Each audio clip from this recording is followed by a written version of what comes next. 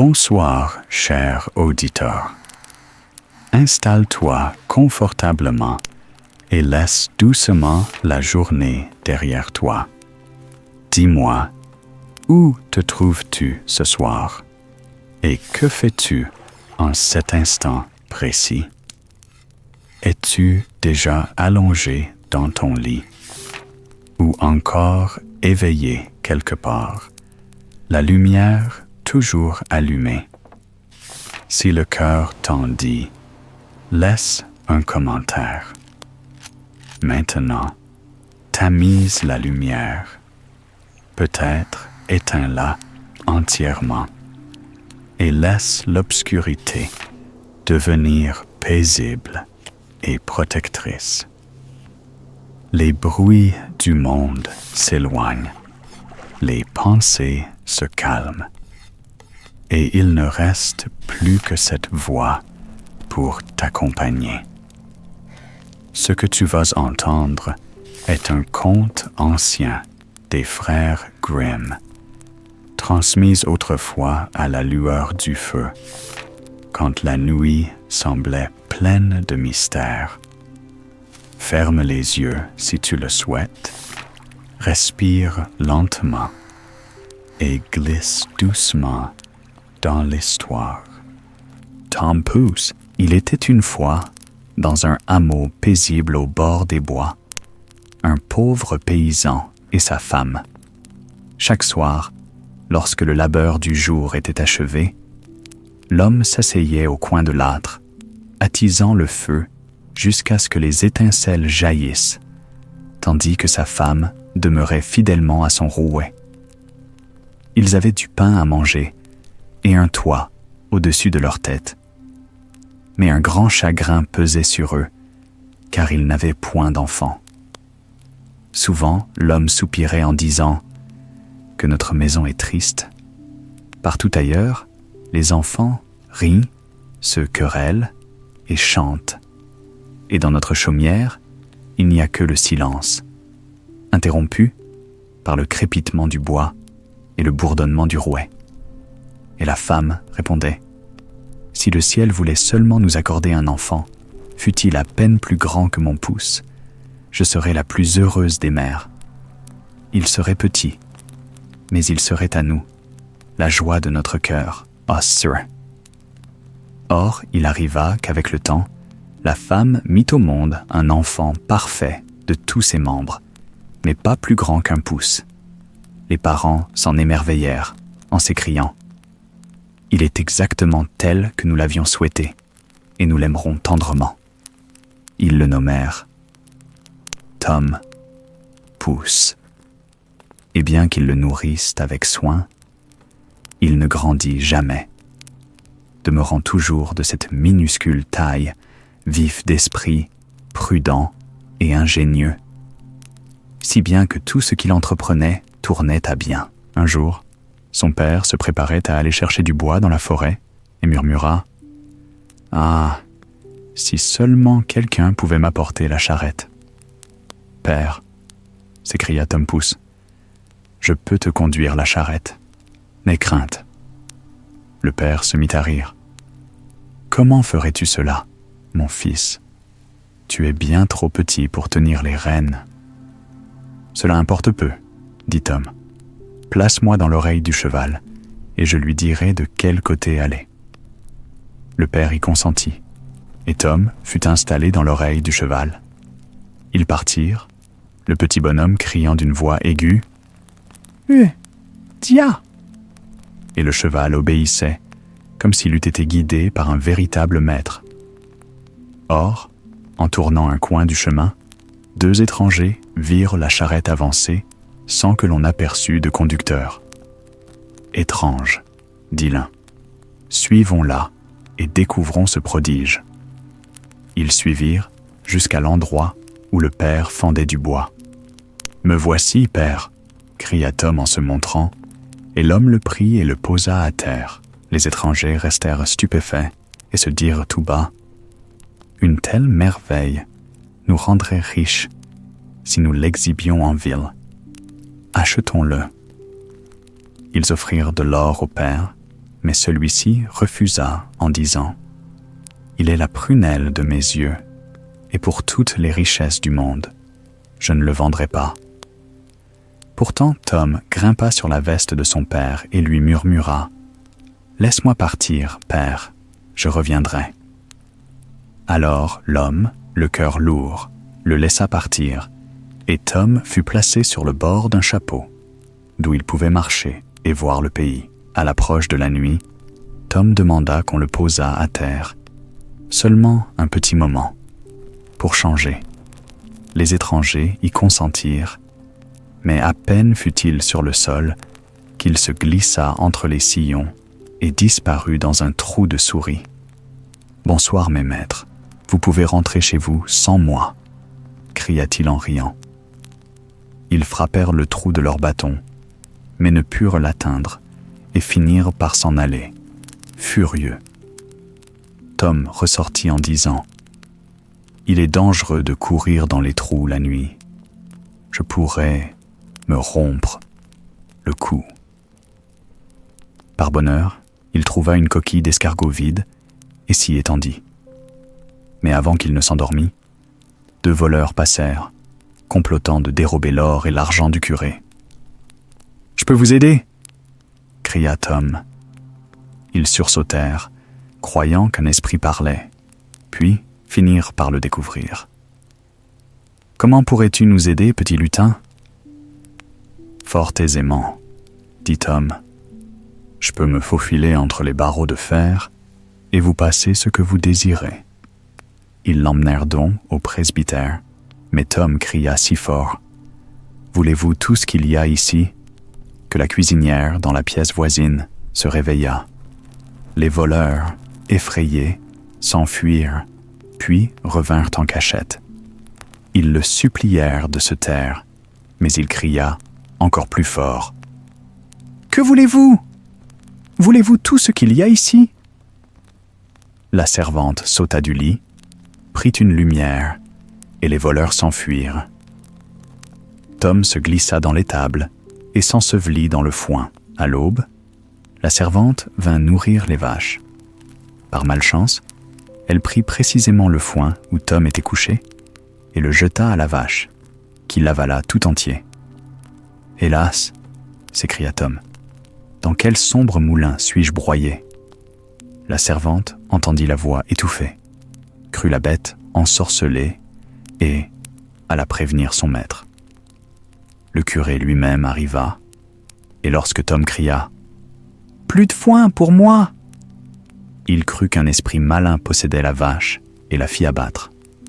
L'estomac fut jeté sur le fumier, et avant que Tom ne pût s'en dégager, un loup l'engloutit d'un seul coup. Pourtant, Tom ne perdit pas courage. « Ami loup, dit-il, je peux te conduire à un splendide festin dans la maison de mon père.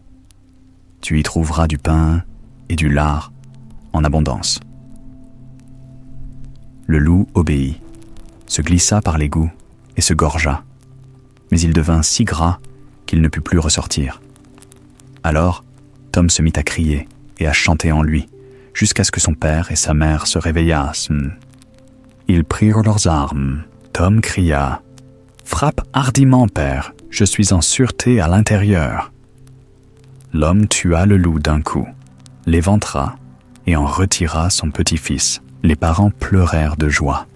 « Oh, quel tourment nous avons souffert pour toi !»« Oui, père, » dit Tom. « J'ai beaucoup vu du monde. L'intérieur d'un trou de souris, une coquille d'escargot, l'estomac d'une vache et même le ventre d'un loup. À présent, je suis content de rester à la maison.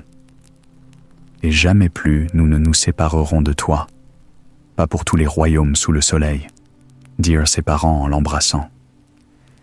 Ils lui donnèrent à manger, à boire et un habit neuf, car les anciens avaient été gâtés par le voyage. Ainsi s'acheva le conte de Tom Pouce, petit par la taille, mais grand par l'esprit et le courage, et qui prouva que même les plus minuscules peuvent parcourir des merveilles et revenir à la chaleur du foyer. Le tailleur au paradis. Un jour clair et doux, il advint que le bon Seigneur voulut prendre son plaisir dans le jardin du ciel. Il appela auprès de lui tous les apôtres et tous les saints. Et ensemble, ils s'en allèrent, se promener dans les prairies resplendissantes du paradis, si bien qu'aucune âme ne resta en arrière, hormis Saint Pierre. À celui-ci, le Seigneur confia la grande clé et lui donna cet ordre sévère. « Veille à ce que nul n'entre pendant mon absence. » Ainsi Pierre demeura-t-il fidèlement à la porte céleste, vigilant et ferme. Peu après, on frappa. Le bruit était timide, mais il troubla le silence. Pierre éleva la voix. « Qui frappe là, et que demandes-tu » Une voix douce et enjôleuse répondit. « C'est moi, un pauvre tailleur, un homme honnête, qui ne mendie que l'entrée. » Pierre fronça les sourcils et secoua la tête. « Honnête, dis-tu. Tu es de ceux qui ont les doigts agiles et les ciseaux prompts. Bien des ourlets et des manches as-tu rogné qui n'étaient même pas tiens. Penses-tu que le ciel soit fait pour les gens de ton espèce? Le Seigneur m'a défendu de laisser passer qui que ce soit pendant qu'il est dehors. » Mais le tailleur s'écria en paroles plaintives. « Ah, sois miséricordieux, saint gardien. Les petits bouts qui tombent d'eux-mêmes des ciseaux ne sont point de vrais vols. Ce sont des riens, indignes d'être comptés. Regarde-moi, je suis boiteux et las. Des ampoules me brûlent les pieds à force de marcher. Je ne puis retourner en arrière. Ouvre seulement un peu la porte, et je ne te donnerai nul tracas. Je travaillerai volontiers. Je porterai les enfants dans mes bras, laverai leurs vêtements, balayerai les bancs où ils jouent, et raccommoderai ce qui est déchiré. Laisse-moi seulement me glisser dedans, et je ferai les besognes les plus humbles. » Alors le cœur sévère de Pierre s'adoucit, et la pitié l'emporta sur le devoir. Il ouvrit la porte juste assez pour que le corps mince du tailleur pût s'y faufiler. Il le plaça dans l'ombre, derrière la porte, et lui ordonna de rester immobile et silencieux, de peur que le Seigneur, à son retour, ne le vît et ne se mît en colère. Le tailleur inclina la tête et promit obéissance. Mais la tentation est un maître inquiet. Lorsque Pierre s'éloigna un instant, le tailleur se leva de son coin. La curiosité le piquait comme des aiguilles, et il erra dans les salles du ciel, contemplant des merveilles. Il vit des cours rayonnantes et des trônes étincelants, des cœurs de siège disposés en brillantes ordonnances. Enfin, il arriva devant un siège qui éclipsait tous les autres, un trône élevé du plus pur or, serti de pierres éclatantes, et devant lui, un marchepied d'or non moins splendide. C'était le siège du Seigneur lui-même, d'où il regardait le monde et voyait toutes les actions des hommes. Les yeux du tailleur s'y attachèrent. Longtemps, il demeura là, car ce siège lui plaisait par-dessus tout. À la fin, son désir s'enflamma trop fort, et il grimpa pour s'y asseoir à la place du Tout-Puissant. Aussitôt, sa vue perça les cieux et atteignit la terre en dessous. Il vit les champs, les villes, les rivières et toutes les affaires du genre humain. Et là, au bord de l'eau, il aperçut une vieille femme, toute courbée, qui lavait du linge. Il la vit, d'un geste rusé, mettre de côté 2 voiles pour son propre usage. La colère s'embrasa en lui, plus vive que sa raison. « Une voleuse !» cria-t-il, bien que nul ne l'entendît. Dans sa fureur, il saisit le marchepied d'or et le lança à travers le ciel, voulant frapper la femme. Mais une fois jeté, le marchepied fut perdu pour le ciel, et il ne put le rappeler. Son courage l'abandonna. Il glissa prestement du haut siège, se glissa de nouveau derrière la porte et resta assis comme si rien ne s'était passé. Bientôt, le Seigneur revint avec la troupe des saints. Il passa la porte, ne vit pas le tailleur et se rendit à son trône. Mais lorsqu'il voulut poser les pieds, le marchepied avait disparu. Gravement, il demanda à Pierre : « Où est le marchepied qui se trouvait ici ?» Pierre n'en savait rien. Le Seigneur l'interrogea encore. « As-tu laissé entrer quelque âme ?» Pierre secoua la tête et répondit enfin : « Nul autre qu'un tailleur boiteux qui est encore assis derrière la porte. » Alors, le Seigneur ordonna qu'on fît venir le tailleur. Il le regarda et dit : « Dis-moi la vérité. As-tu pris mon marchepied, et qu'en as-tu fait ?» Le tailleur, pensant lui plaire, parla avec une joie ouverte. « Oui, Seigneur, je l'ai jeté en bas dans une juste colère, car j'ai vu une vieille femme près du ruisseau cacher 2 voiles qui n'étaient pas à elle, et je voulais la punir comme elle le méritait. » Alors, le visage du Seigneur devint sévère. « Ô sot coquin, si j'avais jugé comme tu juges, comment crois-tu que tu t'en serais tiré ? Il y a longtemps que le ciel serait dépouillé de sièges, de bancs, de fourchettes et de cuillères, car je les aurais tous lancés sur les pécheurs. Mais la justice ici est mienne seule, et le châtiment n'appartient ni à toi ni à Pierre, mais à moi, le Seigneur. » Ainsi parla-t-il. Et d'un signe, il commanda à Pierre. Et Pierre fut contraint de conduire le tailleur hors de la porte du ciel. Ses souliers étaient déchirés, ses pieds à vif d'ampoule, et il prit un bâton en main. Ainsi s'en alla-t-il de nouveau dans le monde, jusqu'à ce qu'il arrivât enfin au lieu que les hommes appellent « Attends un peu », où les bons soldats sont assis ensemble et se réjouissent de chants et de boissons.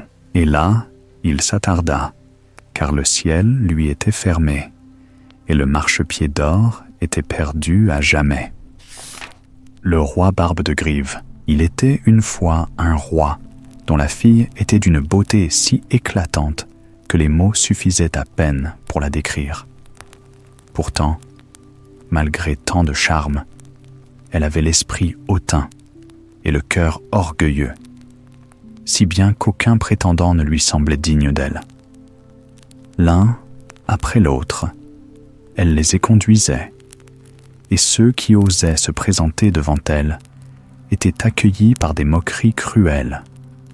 Elle se plaisait à railler leur apparence et leur manière, jusqu'à ce qu'ils se retirent, couverts de honte. Or, il advint que le roi, las de son dédain et désireux de la voir enfin bien mariée, proclama une grande fête. De royaumes lointains comme de contrées voisines, il fit venir tous les jeunes nobles de haut rang qui pouvaient prétendre à sa main. Au jour fixé, ils se rassemblèrent, rois et grands-ducs, princes, comtes, barons et gentilshommes, tous vêtus de riches habits, présentés dans l'ordre convenable selon leur dignité. La fille du roi fut conduite devant eux, afin de choisir celui vers qui son cœur s'inclinerait. Mais pour chacun, elle avait déjà une plaisanterie aux lèvres. L'un était trop gros, et elle riait à gorge déployée en l'appelant un tonneau de vin. Un autre était trop grand et trop mince, et elle criait « Long et maigre, rien dans le ventre !» Le troisième était trop petit, et elle disait avec mépris « Court et trapu, ne court pas du tout !» Le quatrième était pâle, livide comme un fantôme, se moquait-elle. Le cinquième avait le teint rouge et l'air bravache, et elle ricanait « Un coq de combat, bon seulement pour la basse-cour !» Le sixième était voûté, et elle le raillait en disant qu'il ressemblait une bûche tordue, séchée, derrière le poêle. Ainsi avait-elle une injure pour chacun. Mais plus que tous les autres, elle accabla de ses sarcasmes un bon roi, doux et bienveillant, dont le menton était quelque peu de travers, non point laid, mais marqué comme si la nature l'avait poussé de côté. Lorsqu'elle l'aperçut, elle éclata de rire et s'écria « Voyez donc, il a un menton comme le bec d'une grive. » Et dès cette heure-là, tous les hommes le nommèrent le roi Barbe de Grive. Le vieux roi, son père, fut profondément courroucé en voyant comment sa fille se moquait de tous ceux qui venaient avec des intentions honorables. Se levant plein de colère, il déclara devant toute l'assemblée que, puisqu'elle méprisait tous les prétendants de noble sang, elle serait donnée en mariage au premier mendiant qui frapperait à sa porte. Peu de jours après, un violonneux errant vint chanter sous les fenêtres du palais, vêtu de haillons, espérant obtenir une pièce ou un morceau de pain. Lorsque le roi entendit l'air, il ordonna qu'on fasse entrer l'homme. Le violonneux entra, s'inclina profondément et chanta devant le roi et la princesse. Quand la dernière note se fut éteinte, il demanda humblement une petite aumône. Le roi répondit « Ton chant me plaît fort, et pour récompense, je te donne ma fille pour épouse. » La princesse orgueilleuse pâlit, et son cœur trembla en elle. Mais la parole du roi était loi. « J'ai juré, dit-il, de te donner au premier mendiant, et je tiendrai mon serment. » Toutes ses larmes et ses supplications furent vaines.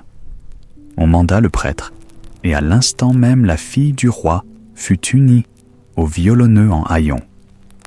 Lorsque les vœux furent prononcés, le roi dit sévèrement « Il ne convient pas qu'une femme de mendiant demeure dans mes salles.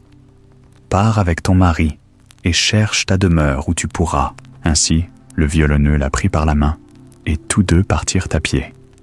Ils arrivèrent d'abord dans une grande forêt, haute et verdoyante. La princesse demanda « À qui appartient cette belle forêt ?»« Au roi Barbe de Grive, » répondit le violonneux. « Si tu l'avais choisie, elle serait à toi. » Elle soupira et dit « Hélas, misérable que je suis, si seulement j'avais pris le roi Barbe de Grive. » Ensuite, ils passèrent par une vaste prairie, brillante d'herbes et de fleurs. « À qui est cette prairie ?» demanda-t-elle. « Au roi Barbe de Grive, » dit-il. « Si tu l'avais épousée, elle serait à toi. » De nouveau, elle se lamenta. « Ah, folle que j'étais! Si seulement j'avais pris le roi Barbe de Grive. » Puis, ils arrivèrent devant une noble cité, aux larges rues et aux fières tours. « À qui est cette ville ?» demanda-t-elle. « Au roi Barbe de Grive, » répondit le violonneux. « Si tu l'avais choisie, elle serait à toi. » Elle pleura encore et s'écria « Malheur à moi d'avoir refusé le roi Barbe de Grive. » Enfin, ils parvinrent à une misérable petite cabane. « Et à qui appartient cet endroit si pauvre ?» demanda-t-elle. « À moi et à toi, » dit le violonneux. « C'est ici que nous vivrons ensemble. » Elle dut se courber bien bas pour passer la porte étroite, et à l'intérieur, il n'y avait ni serviteur, ni confort. « Allume le feu, » dit l'homme, « et prépare mon souper, car je suis lasse. » Mais la fille du roi ne savait rien du feu, ni de la cuisine, et le mendiant dut lui-même y mettre la main. Ainsi vécurent-ils dans la gêne. Quand leur petite réserve de nourriture fut épuisée, l'homme dit « Femme, nous ne pouvons rester oisifs. Tu dois apprendre un métier, tresse des paniers. » Il coupa des branches d'osier et les plaça devant elle. Mais les rameaux rugueux blessèrent ses doigts délicats. Puis il lui ordonna de filer, mais le lin grossier entailla sa peau jusqu'à ce que le fil se teigne de sang. Enfin, il dit, « Tu n'es bonne à aucun travail. J'ai fait là un mauvais marché. Tu devras vendre de la poterie au marché. » Honteuse, elle s'assit sur la place du marché. À cause de sa beauté, les gens achetaient volontiers, et certains lui donnèrent de l'argent sans même prendre la marchandise. Pendant quelque temps, ils vécurent ainsi. Mais un jour, un soldat ivre traversa le marché à cheval et réduisit ses peaux en éclats. Elle rentra chez elle en pleurant, et son mari dit « Cesse de pleurer. Je vois bien que tu n'es pas faite pour le commerce. Je t'ai trouvé une place dans les cuisines du roi. Là, tu travailleras et gagneras ton pain. » Ainsi, la fière princesse devint fille de cuisine, accomplissant les plus basses besognes et rapportant chez elle des restes dans de petits pots attachés à sa robe. Il arriva que le fils aîné du roi devait se marier, et le palais se remplit de splendeur. La pauvre femme se tenait près de la porte pour regarder, le cœur serré par sa chute. Les salles étincelaient de lumière. Nobles dames et seigneurs entraient avec magnificence, et la musique emplissait l'air. L'odeur des mets délicats lui parvenait, et les serviteurs, pris de pitié, lui jetaient quelques morceaux qu'elle cachait dans ses pots. Alors parut le marié, vêtu de velours et de soie, des chaînes d'or autour du cou. Lorsqu'il posa les yeux sur elle, il saisit sa main et l'entraîna pour danser. Elle trembla, car elle le reconnut aussitôt. C'était le roi Barbe de Grive. Elle se débattit, mais il la conduisit malgré elle, et dans la lutte, les cordons de ses peaux se rompirent, la nourriture se répandit, et des rires s'élevèrent tout autour. Honteuse au-delà de toute mesure, elle s'enfuit. Mais dans l'escalier, il la rejoignit encore. Alors il lui parla doucement et dit « N'aie point peur, je suis celui-là même, le violonneux, le soldat, le mendiant. Tout n'était qu'un déguisement, imaginé par amour pour toi et pour abaisser ton orgueil. Tu t'es moqué de moi autrefois, mais je n'ai pu t'oublier. C'est pourquoi je t'ai mené si bas, afin que tu apprennes la compassion et la sagesse. » Elle pleura amèrement et confessa sa faute en disant « Je ne suis pas digne d'être ta femme. » Mais il la releva et dit « Prends courage, les jours difficiles sont passés. Aujourd'hui même, nous serons unis pour de bon. »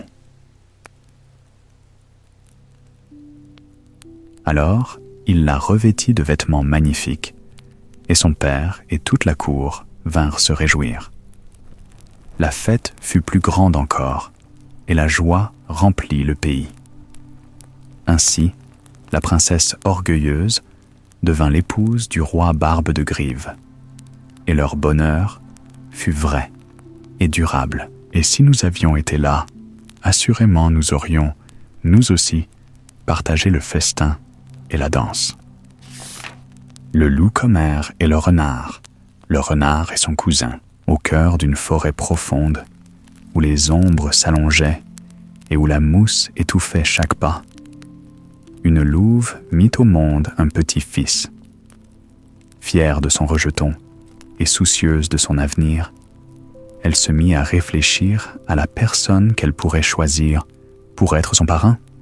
« Il faut que ce soit quelqu'un de notre parenté, » se dit-elle. « Quelqu'un de malin, de rusé, quelqu'un qui puisse guider mon petit et lui apprendre à se frayer un chemin dans ce monde difficile. » Alors, ses pensées se tournèrent vers le renard, qui était son cousin parmi les bêtes. « Il est plein de ruses, certes, songea-t-elle, mais il est aussi vif d'esprit et habile de parole.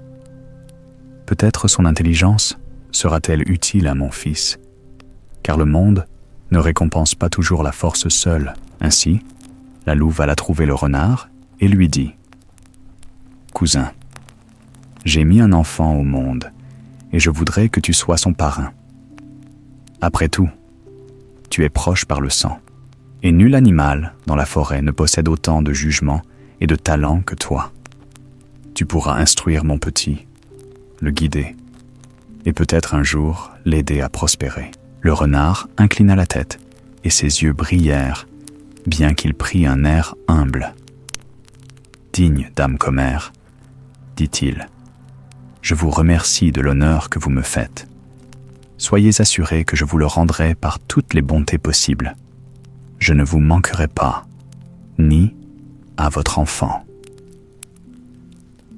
Puis, il s'assit au festin que la louve avait préparé, et il mangea de bon appétit, riant et faisant joyeuse compagnie, jusqu'à ce que les plats fussent vides et les cruches à sec. Quand le festin fut terminé, le renard se pencha vers elle et dit : « Chère dame commère, il est de notre devoir de veiller à ce que l'enfant ait une bonne nourriture, afin qu'il grandisse fort et prospère. Or, je connais, non loin d'ici, une bergerie où se trouvent de belles pièces, bien grasses, qui le nourriraient à merveille. Ne devrions-nous pas en aller chercher une ?» La louve, qui se fiait aux paroles doucereuses de son parent choisi, dressa les oreilles et remua la queue. Le projet lui plut fort, et elle partit aussitôt avec le renard. Il trottinait légèrement, la guidant à la lueur des étoiles, jusqu'à ce qu'ils arrivent en vue de la ferme. Alors, le renard s'arrêta et leva son museau pointu. « Là, cousin, » murmura-t-il, « vois la bergerie. Tu es forte et rapide, et tu peux t'y glisser sans être vue. Quant à moi, j'irai de l'autre côté, pour voir si quelque poule imprudente ne s'approche pas de la clôture. À nous deux, nous ferons un festin digne de l'enfant. » Ainsi parla le renard, mais la ruse habitait toujours son cœur. Il n'alla point du tout de l'autre côté de la ferme. Au contraire, il s'assit à l'orée de la forêt, étendit ses pattes et se reposa bien à son aise. Pendant ce temps, la louve, désireuse de faire sa part, se glissa dans l'étable où reposaient les moutons. Mais un grand chien s'y trouvait, plus fin d'oreille qu'elle ne l'avait prévu. À peine eut-elle posé la patte sur la paille, qu'il bondit avec un grondement, et ses aboiements retentirent si fort que la ferme s'éveilla en un instant. Les paysans accoururent, leurs lanternes flamboyant dans l'obscurité. Ils saisirent Dame Louve, et pour la punir, ils lui versèrent dessus un mélange brûlant, préparé pour la lessive, si chaud que sa peau en fut meurtrie et que sa fourrure fuma. Dans un hurlement de douleur, elle parvint enfin à se dégager et se traîna dehors, le corps endolori, l'orgueil blessé. Et là, non loin de là, gisait le renard, feignant la misère. Il gémissait et criait : « Ah, chère dame commère, que de malheur pour moi ! Les paysans se sont jetés sur moi, m'ont battu cruellement et m'ont brisé tous les membres. Si tu ne veux pas me laisser ici pour mourir, il te faut avoir pitié et me porter sur ton dos. » La louve, bien que brûlée et tremblante, pensa davantage à son parent rusé qu'à elle-même. Lentement, péniblement, elle se pencha, chargea le renard sur ses épaules et l'emporta vers sa tanière. Chaque pas lui était un supplice, et pourtant elle murmurait : « Courage, cousin, je te sauverai, bien que je puisse à peine marcher moi-même. » Mais, lorsqu'ils furent enfin arrivés à sa demeure, Le renard sauta vivement à terre, agile comme toujours, le corps sans la moindre blessure. Il éclata d'un rire long et sonore, et ses yeux brillaient de malice. « Adieu, chère dame commère !» s'écria-t-il. « Puissent les brûlures que tu as reçues y te faire du bien. Quant à moi, je suis sain et vigoureux. » Sur ces mots, il s'élança dans la forêt, la queue haute, laissant la louve stupéfaite et trahie. Et depuis ce jour, elle se souvint que la langue du renard était d'argent, mais que son cœur était faux. Et elle avertit son fils que les belles paroles sont souvent des pièges, et que la ruse sert d'abord elle-même avant de servir les siens. Les 4 frères habiles. Il était une fois un pauvre homme qui avait 4 fils, et lorsqu'ils furent devenus grands, il leur dit : « Mes chers enfants, vous devez maintenant partir dans le monde, car je n'ai rien à vous donner. Mettez-vous donc en route, allez au loin apprendre un métier, et voyez comment vous pourrez vous faire votre chemin. » Alors les 4 frères prirent leurs bâtons, firent leurs adieux à leur père et sortirent ensemble par la porte de la ville. Après avoir voyagé quelque temps, ils arrivèrent à un carrefour. Tout partait aux 4 chemins différents. Alors l'aîné dit : « C'est ici que nous devons nous séparer. Mais dans 4 ans, jour pour jour, nous nous retrouverons à cet endroit même. Et d'ici là, nous tenterons notre fortune. » Chacun suivit alors son chemin. L'aîné rencontra un homme qui lui demanda où il allait et ce qu'il comptait faire. « Je veux apprendre un métier, » répondit-il. L'autre dit alors : « Viens avec moi et deviens voleur. »« Non, » répondit-il, « ce métier n'est plus considéré comme honorable, et sa fin est de se balancer au gibet. »« Oh, » dit l'homme, « tu n'as pas à craindre le gibet. Je t'enseignerai seulement à prendre des choses que nul autre ne pourrait jamais saisir, et personne ne te découvrira. » Il se laissa convaincre, et en restant avec cet homme, il devint un voleur accompli, si habile que rien n'était en sûreté devant lui, dès lors qu'il désirait la voir. Le second frère rencontra un homme qui lui posa la même question, lui demandant ce qu'il voulait apprendre dans le monde. « Je ne le sais pas encore, » répondit-il. « Alors viens avec moi et deviens astronome. Il n'y a rien de mieux que cela, car rien ne t'est caché. » L'idée lui plut, et il devint un astronome si habile que lorsqu'il eut tout appris et qu'il se mit en route, son maître lui donna une lunette et lui dit : « Avec cela, tu pourras voir tout ce qui se passe sur la terre ou dans le ciel, et rien ne pourra rester caché à tes yeux. » Un chasseur prit le 3e frère en apprentissage et lui donna une instruction si excellente en tout ce qui concernait la chasse qu'il devint un chasseur expérimenté. Lorsqu'il partit, son maître lui donna un fusil et lui dit : « Il ne te manquera jamais. Quoi que tu vises, tu es sûr de l'atteindre. » Le plus jeune frère rencontra lui aussi un homme qui lui parla et lui demanda quelles étaient ses intentions. « Ne voudrais-tu pas devenir tailleur ?» dit-il. « Pas que je sache, » répondit le jeune homme.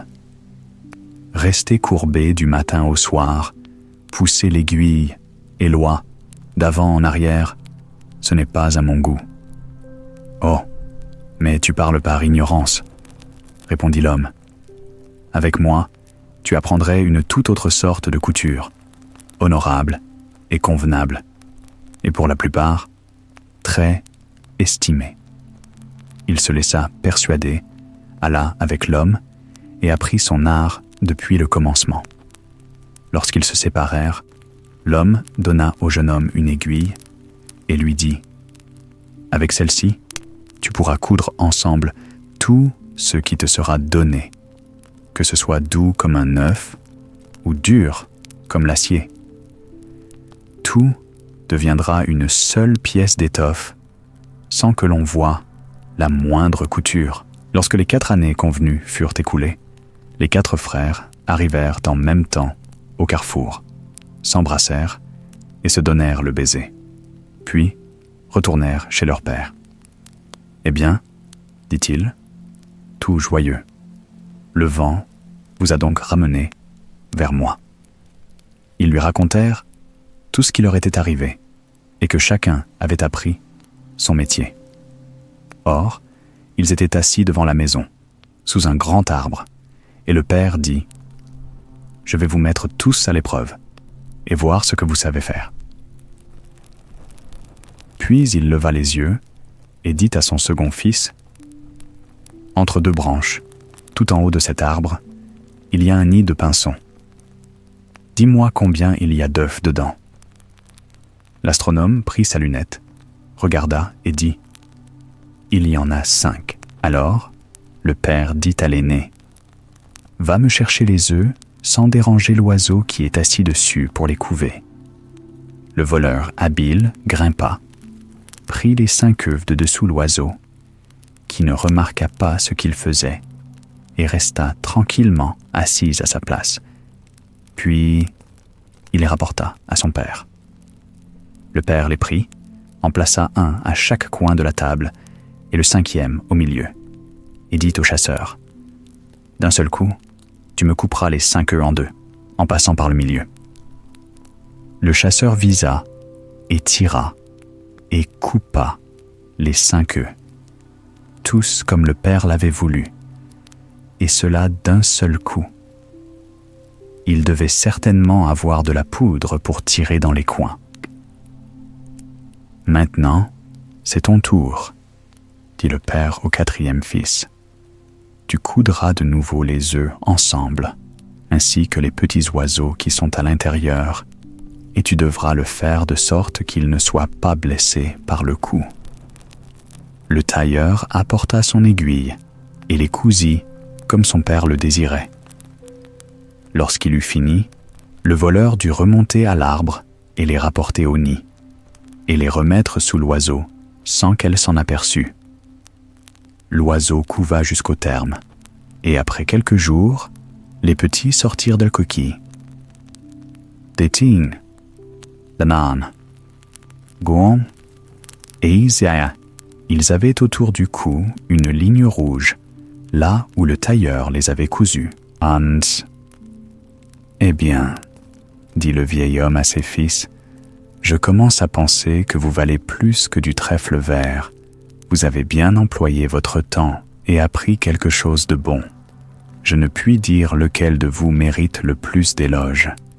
Cela se verra si vous avez bientôt l'occasion d'user de vos talents. Peu de temps après, il y eut un grand tumulte dans le pays, car la fille du roi avait été enlevée par un dragon. Le roi en était plein de chagrin, jour et nuit, et fit proclamer que quiconque la ramènerait l'aurait pour épouse. Les 4 frères se dirent entre eux « Voilà une belle occasion de montrer ce que nous savons faire », et résolurent de partir ensemble pour délivrer la fille du roi. « Je saurai bien vite où elle est, » dit l'astronome, et, regardant dans sa lunette, il dit « Je la vois déjà. Elle est loin d'ici, sur un rocher dans la mer, et le dragon est à côté d'elle, la surveillant. » Alors il alla trouver le roi et demanda un navire pour lui et ses frères, et ils traversèrent la mer jusqu'à ce qu'ils arrivent au rocher. Là, la fille du roi était assise, et le dragon était couché, endormi, la tête sur ses genoux. Le chasseur dit « Je n'ose pas tirer. Je tuerai, en même temps, la belle jeune fille. » Alors, j'essaierai mon art, dit le voleur, et il s'y glissa et la déroba de dessous le dragon, si doucement et si habilement que le monstre ne s'en aperçut pas et continua de ronfler. Pleins de joie, ils se hâtèrent de l'emmener à bord du navire et gagnèrent le large Mais le dragon, qui, à son réveil, ne trouva plus la princesse, les poursuivit et arriva en soufflant de colère à travers les airs. Au moment où il tournoyait au-dessus du navire et allait fondre sur lui, le chasseur épaula son fusil et le frappa en plein cœur. Le monstre tomba mort, mais il était si grand et si puissant que sa chute brisa tout le navire. Heureusement, ils s'emparèrent de quelques planches et nagèrent sur la vaste mer. Ils se retrouvèrent alors en grand péril. Mais le tailleur, qui n'était pas inactif, prit son aiguille merveilleuse et, de quelques points, cousit les planches ensemble. Ils s'y assirent et rassemblèrent tous les débris du vaisseau. Puis, il les cousit avec tant d'habileté qu'en très peu de temps le navire fut de nouveau en état de naviguer, et ils purent rentrer chez eux en toute sécurité. Lorsque le roi revit sa fille, ce furent de grandes réjouissances. Il dit aux 4 frères, « L'un de vous l'aura pour épouse, mais lequel ce sera, vous devez en décider entre vous. » Alors une vive contestation s'éleva entre eux, car chacun préférait sa propre prétention. L'astronome dit, « Si je n'avais pas vu la princesse, tous vos arts auraient été inutiles. Elle est donc à moi. » Le voleur dit, « À quoi aurait servi de la voir si je ne l'avais pas enlevée au dragon? Elle est donc à moi. » Le chasseur dit, « Vous et la princesse, et vous tous, auriez été mis en pièces par le dragon si ma balle ne l'avait pas atteint. Elle est donc à moi. » Le tailleur dit, « Et si je n'avais pas, par mon art, recousu le navire, vous vous seriez tous noyés misérablement. Elle est donc à moi. » Alors le roi prononça ces paroles. « Chacun de vous a un droit égal, et comme vous ne pouvez pas tous avoir la jeune fille, aucun de vous ne l'aura. Mais je donnerai à chacun de vous, en récompense, la moitié d'un royaume. » Les frères furent satisfaits de cette décision et dirent, « Il vaut mieux qu'il en soit ainsi que d'être en discorde entre nous. » Alors, chacun reçut la moitié d'un royaume, et ils vécurent avec leur père dans le plus grand bonheur, aussi longtemps qu'il plut à Dieu. La belle Catrinelge et Pif-Paf-Poltrie. Il était une fois un petit homme curieux du nom de Pif-Paf-Poltrie. Il gagnait sa vie en allant de lieu en lieu, vif de parole, léger de pas et hardi de cœur. Un matin, lorsque le soleil n'avait guère encore dissipé les brumes des prairies, il se mit en route avec une seule pensée en tête. Il voulait épouser la belle Catrinelge, la fille du père Hollent. Il alla donc tout droit à la maison, où les volets étaient encore à demi clos et où le coq chanta 3 fois sur le toit. Arrivé devant la porte, il frappa et cria d'une voix claire, « Bonjour, père Hollent !» De l'intérieur répondit la voix bourrue du maître de la maison. « Merci bien, Pif-Paf-Poltrie. Que cherches-tu de si bon matin ?» Et le prétendant répondit, « Puis-je avoir votre fille ?» Le père Hollent se caressa la barbe, pensif et lent, puis dit, « Oh oui, cela peut être si mère Malchaud, frère Hautain, sœur Quézetro et la belle Catrinelge elle-même y consentent, alors tu pourras la voir. »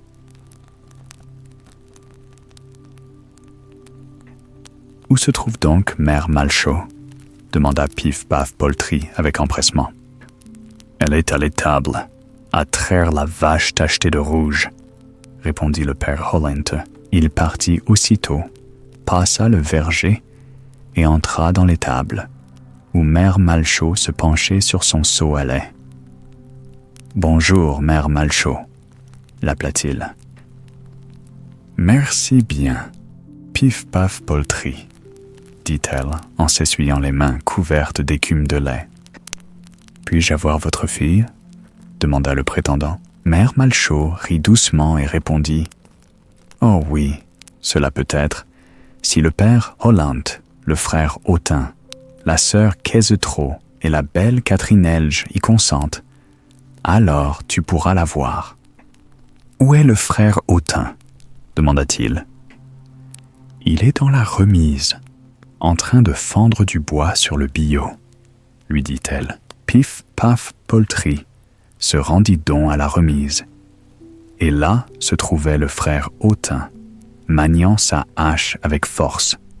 « Bonjour, frère Autin. »« Merci bien, Pif Paf Poltrie, » dit le frère en interrompant son travail. « Puis-je avoir votre sœur ?»« Oh oui, » répondit le frère Autin.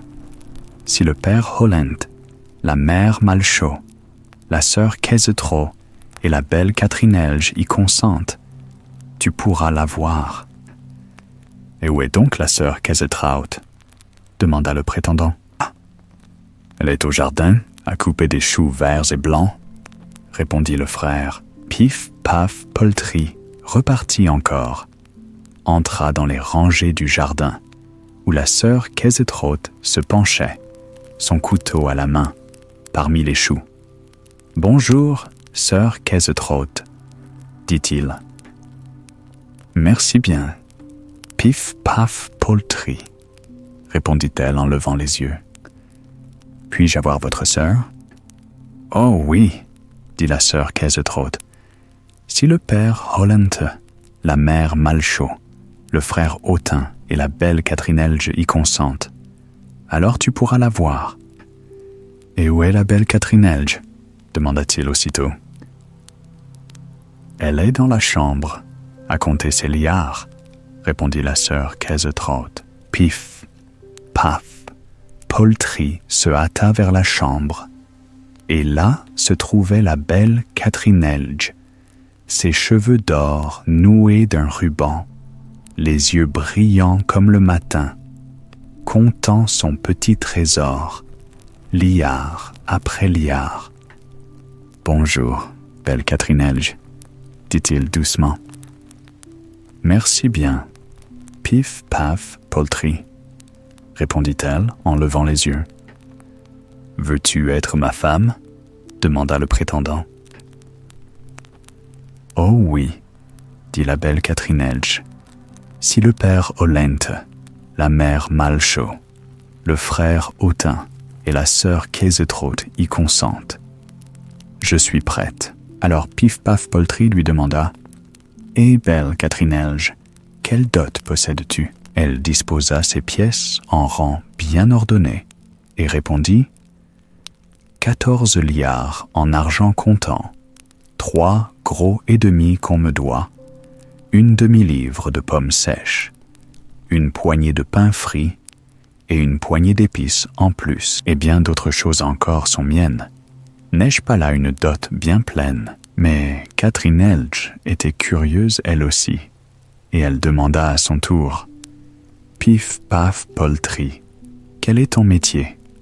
Es-tu tailleur ? Ah, quelque chose de mieux, dit-il fièrement. Cordonnier ? Quelque chose de mieux. Laboureur ? Qui travaille les champs ? Mieux encore. Menuisier ? Qui façonne le bois ? Quelque chose de mieux. Forgeron, qui forge le fer. Quelque chose de mieux. Meunier, qui moule le grain. Quelque chose de mieux. Peut-être fabricant de balais, dit-elle enfin avec un sourire malicieux.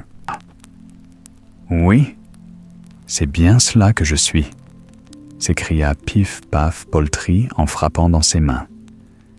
N'est-ce pas un beau métier ? Ainsi, le conte nous dit que la belle Catrinelge, avec ses liards, ses pommes sèches, sa poignée de pain et d'épices, et sa dot de bonne volonté joyeuse, fut promise à Pif Paf Poltrie, le fabricant de balais, qui se croyait meilleur que tailleur, cordonnier, laboureur, menuisier, forgeron ou meunier. Et s'ils furent contents, ils le restèrent. Et s'ils vécurent heureux pour toujours, l'histoire ne le dit pas, mais il est certain que leurs noms sont encore chantés dans les vieilles rimes de la campagne. Le petit agneau et le petit poisson. Il était une fois, dans un pays, ni proche ni lointain, vivait un petit frère et une petite sœur. Ils étaient liés l'un à l'autre par des liens plus solides que le fer, car ils s'aimaient avec toute la chaleur que leur cœur pouvait contenir. Leurs jours auraient été pleins de rires et de jeux si le destin avait été plus clément, car leur mère, qui autrefois les avait serrés contre elle, avait été emportée par la mort, et à sa place était venue une autre femme, une marâtre, qui ne portait pour eux aucun amour. Son visage était aimable pour les étrangers, mais son cœur dur comme le silex, et ses pensées acérées comme des épines. En secret, elle murmurait du mal des enfants, tissant le mal là où elle le pouvait, et tendant des pièges invisibles. Les enfants, innocents de tout cela, se joignaient souvent aux autres garçons et filles dans la prairie devant leur maison. Là où l'herbe était douce et les pâquerettes hochaient la tête, ils jouaient à leurs jeux de rondes et de chansons. Au bord de la prairie s'étendait un étang profond, dont l'eau sombre et immobile était un miroir du ciel. Autour de lui couraient les enfants, leurs voix tintant comme des clochettes, leurs pas dessinant des figures dans la terre. Et ils chantaient ensemble la vieille comptine pour compter. Eneke Beneke, laisse-moi vivre, et je te donnerai mon oiseau. Le petit oiseau ira chercher de la paille. La paille, je la donnerai à la vache pour manger. La jolie vache me donnera du lait. Le lait, je le porterai au boulanger habile. Le boulanger fera un gâteau. Le gâteau, je le donnerai au chat. Le chat attrapera des souris pour cela. Les souris, je les pendrai dans la fumée. Et alors, tu verras la neige. Ainsi chantait-il, main dans la main, debout en cercle. Et celui ou celle sur qui tombait le dernier mot, neige, devait s'enfuir hors de la ronde, tandis que tous les autres le poursuivaient, riant à mesure que la prairie résonnait de leur joie. Mais, dans la haute chambre de la maison, derrière la fenêtre, la marâtre était assise. Elle les regardait en contrebas, les yeux plissés, les lèvres serrées par l'envie. La vue de l'allégresse des enfants était comme une épine dans sa chair, et son cœur s'enflammait de colère. Ce n'était pas une femme ordinaire, car elle s'était donnée aux arts obscurs, et sa science de la sorcellerie était grande. Par des paroles murmurées et des pensées mauvaises, elle étendit son pouvoir, et en un souffle, le frère joyeux devint un poisson, argenté d'écailles et plein de tristesse, et la douce sœur fut changée en un agneau, blanc comme la neige, doux et tremblant. Le poisson glissa dans l'étang ombreux, tournant sans repos, le cœur lourd de chagrin. L'agneau erra dans la prairie, mais sa bouche ne pouvait toucher un seul brin d'herbe, et ses yeux étaient voilés de douleur. Ainsi, les jours devinrent des semaines, et les semaines des mois, et l'enchantement demeura intact. Un jour, peu de temps après, des hôtes arrivèrent à cheval au château. C'étaient des étrangers d'allure noble, et la fausse marâtre se dit en elle-même : « Voici que la fortune me sourit. Car quel meilleur moment pour me débarrasser de l'agneau que lorsque la maison a besoin de festoyer ?» Elle appela le cuisinier et lui dit d'un ton glacé : « Va vite dans la prairie, prends l'agneau et égorge-le. Nous n'avons rien d'autre de convenable à servir à nos hôtes. » Le cuisinier obéit, bien que son cœur fût lourd. Il prit le petit agneau dans la prairie, lui lia doucement les pattes et le porta à la cuisine. La créature supporta tout avec patience, comme si elle savait que son heure était venue. Et lorsque le cuisinier tira son couteau, l'aiguisant sur la pierre du seuil, il entendit un son qui lui glaça le sang, car, de l'étang près de la cuisine, un petit poisson nageait de long en large, et il leva vers lui ses yeux pleins de tristesse. L'agneau regarda par la fenêtre et cria d'une voix claire et douloureuse. « Ah, mon frère, dans l'étang profond, que mon cœur est lourd, le cuisinier aiguise son couteau tranchant pour m'ôter ma tendre vie. »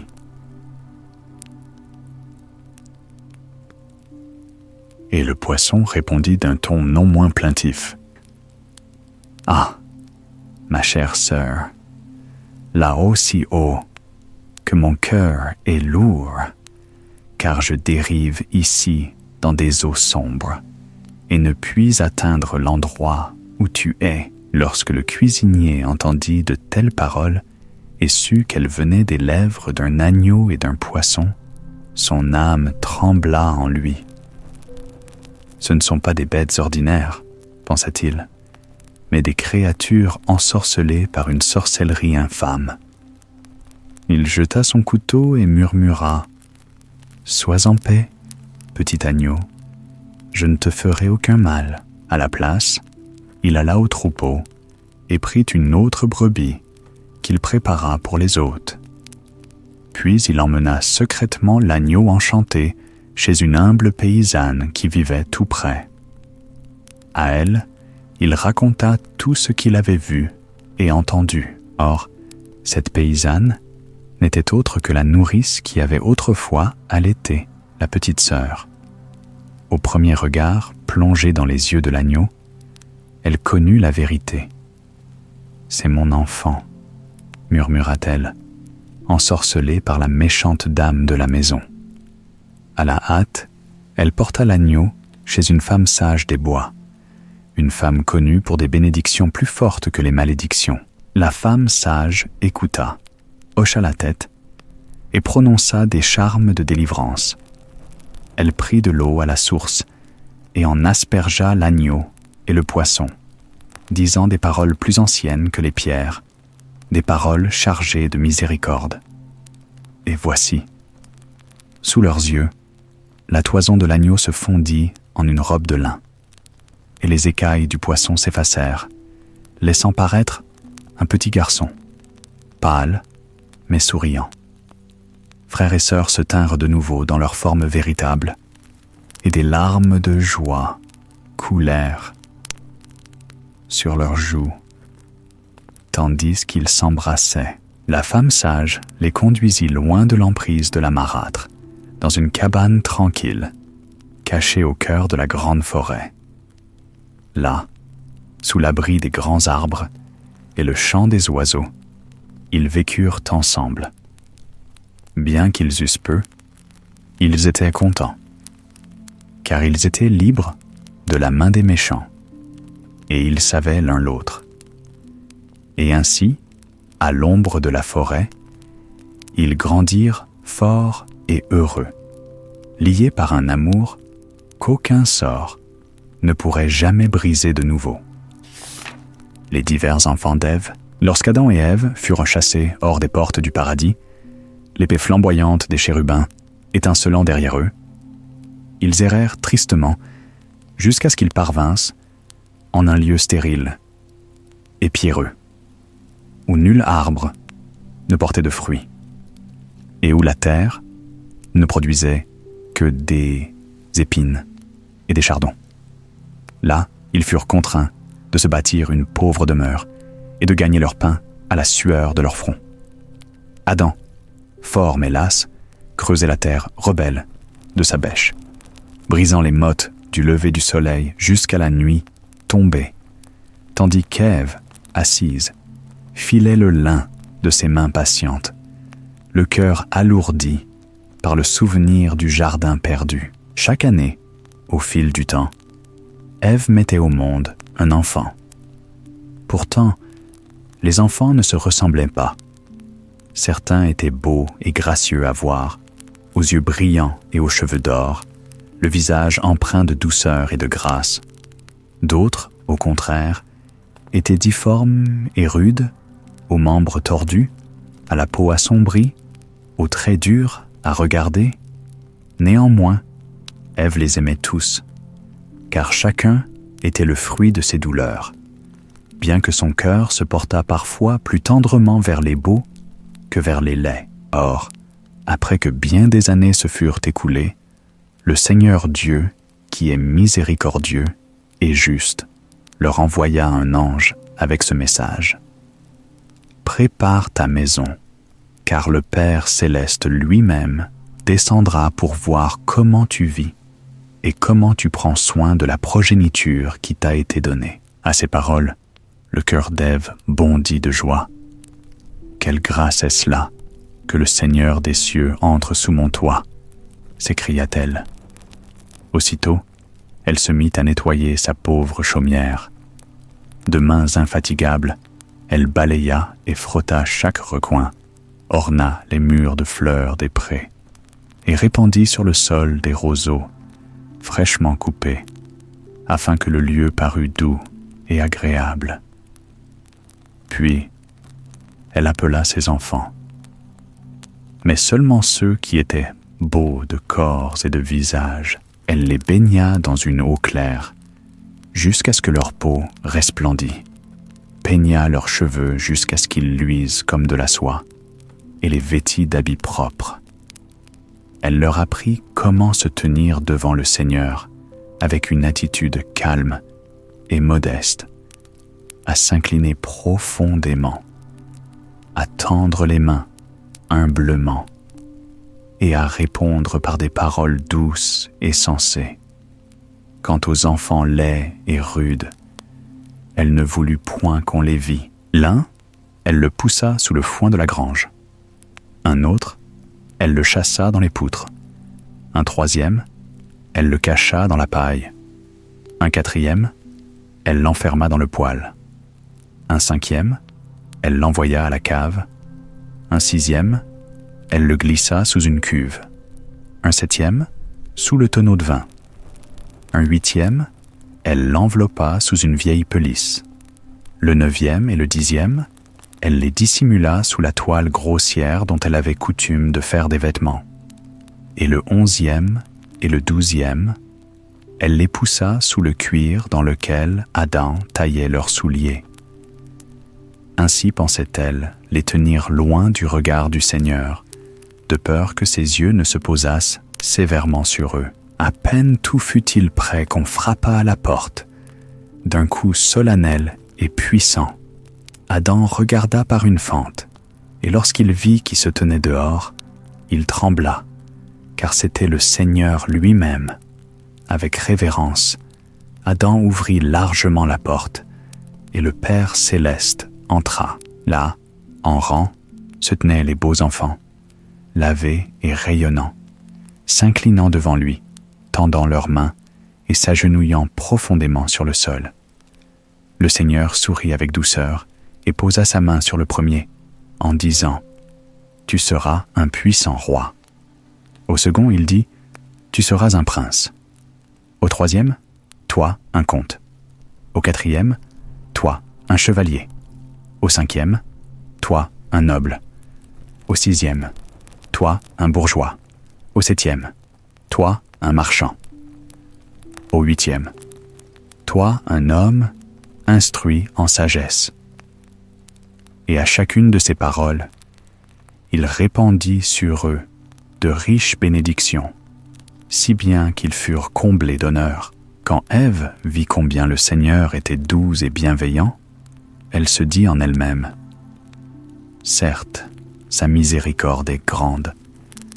Peut-être regardera-t-il aussi avec bonté ces pauvres petits que j'ai cachés. » Elle se hâta donc de les amener l'un après l'autre hors de leur cachette. Du foin, de la paille, du poêle, de la cave, du tonneau, de la pelisse, de la toile et du cuir.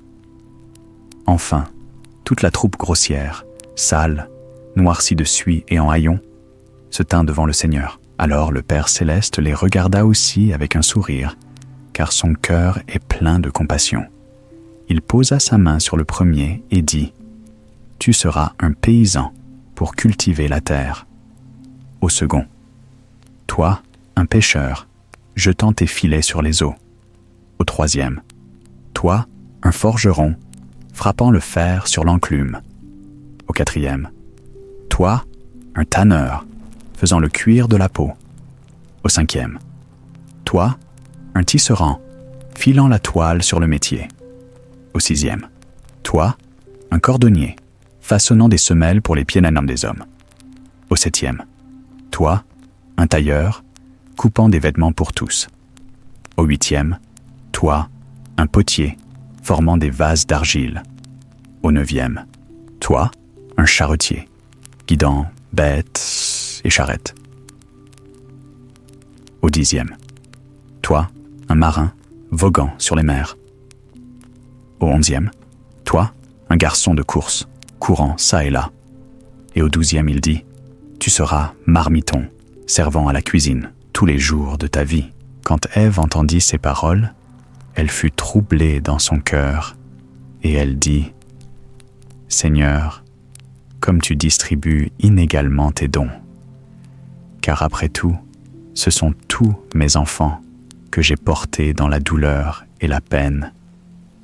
Ne devrait-on pas accorder également ta faveur à chacun ? » Mais le Seigneur répondit avec sagesse « Ève, tu es aveuglée par l'amour d'une mère.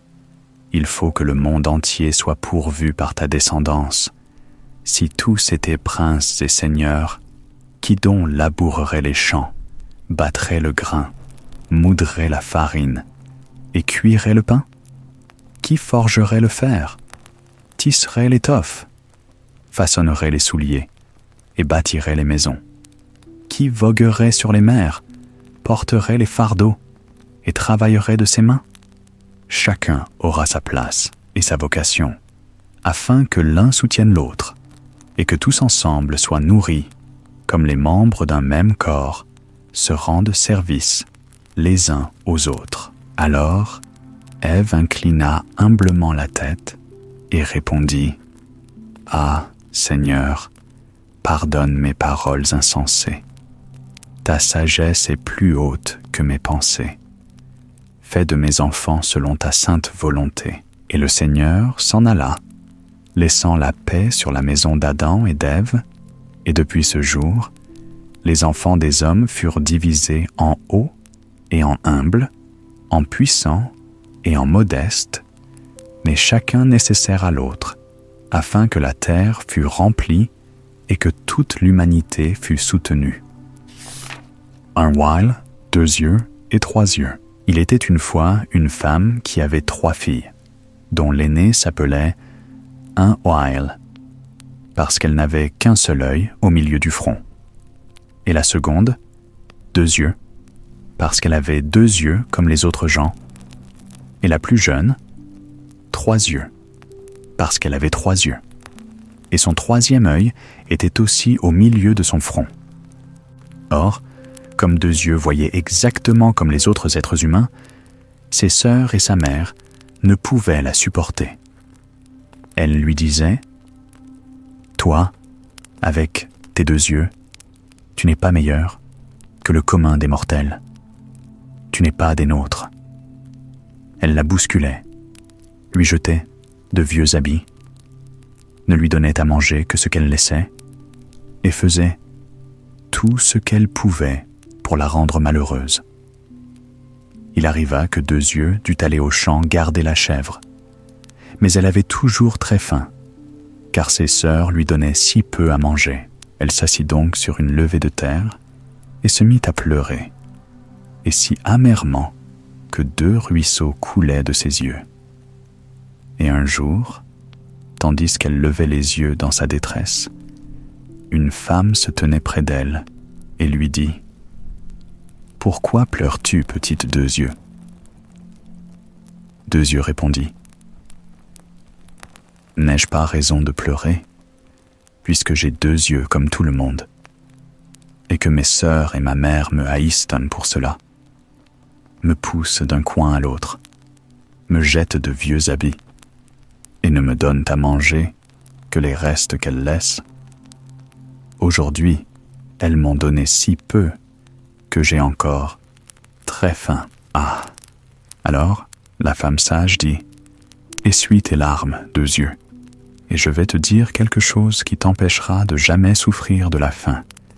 Dis seulement à ta chèvre, « Belle, ma petite chèvre, belle, couvre la table de quoi manger. » Et aussitôt, une petite table, propre et bien dressée, se tiendra devant toi, avec les mets les plus délicieux, dont tu pourras manger autant que tu le voudras.